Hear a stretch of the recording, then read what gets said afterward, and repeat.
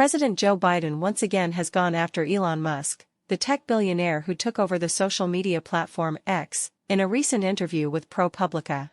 What about what Elon Musk has done to Twitter lowering guardrails against misinformation? Host John Harwood asked. Does that contribute to it? Yeah, it does, Biden replied. Look, one of the things, as I said to you, when I thought I wasn't going to run, I was going to write a book about the changes taking place.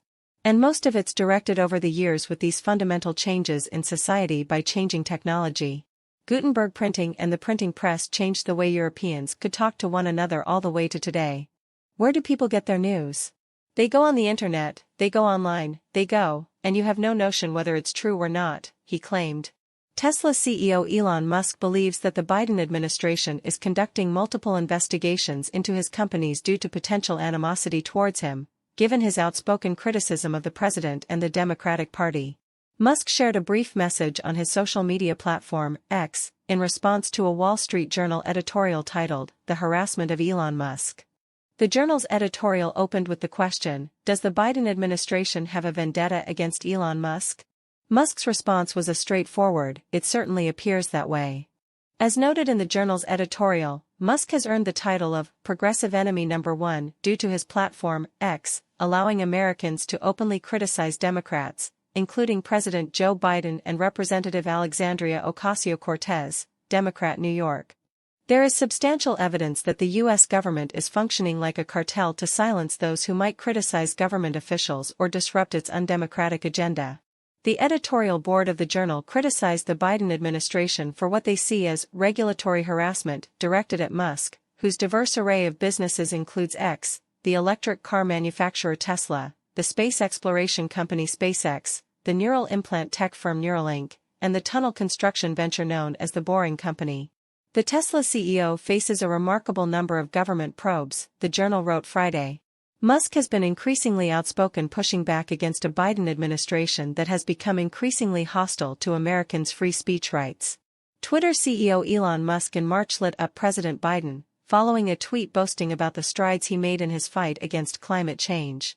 In my first year in office, we protected more lands and waters than any president since John F. Kennedy, Biden tweeted. We've also made the largest investment to fight climate change ever. Today, we're building on that momentum by protecting additional natural wonders. Musk fired back at Biden's climate change post. At POTUSM, the banks are melting, he pointed out. Propaganda has been an aspect of politics since the beginning of history. The government has been the primary and most damaging source of misinformation throughout history, as pointed out by Kentucky Senator Rand Paul. Do you know who is the greatest propagator of disinformation in the history of the world? He asked at a Senate hearing. U.S. government. In a 2023 Gallup survey, half of Americans said they believe national news organizations intend to mislead, misinform or persuade the public to adopt a particular point of view through their reporting. This state of affairs has arisen due to independent news agencies and social media critics pointing out the numerous flaws in government narratives, which was traditionally the role that the legacy news media was meant to play in America. The Americans have ample reason to distrust whether or not the legacy media is telling them the truth. Hunter Biden's laptop was called the result of a Russian disinformation campaign by 51 former intelligence community officials, thus leading to the censorship of journalistic outlets like the New York Post on Twitter and other social media platforms. The Hunter Biden laptop was subsequently verified after the 2020 election. There was also the Trump-Russia collusion hoax, which arose due to Hillary Clinton and the Democratic National Committee pointing to a Steele dossier they commissioned to smear a presidential candidate.